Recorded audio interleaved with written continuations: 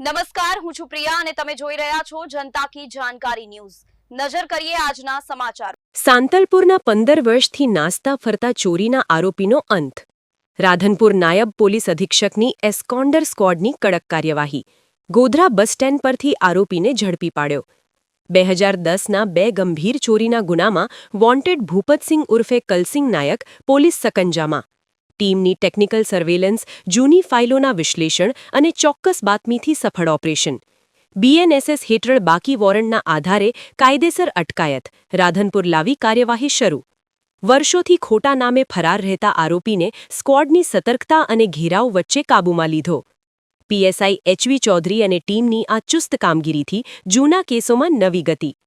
આરોપીની આગળની વધુ કાર્યવાહી માટે સાંતલપુર પોલીસ સ્ટેશન સાંપેલ છે।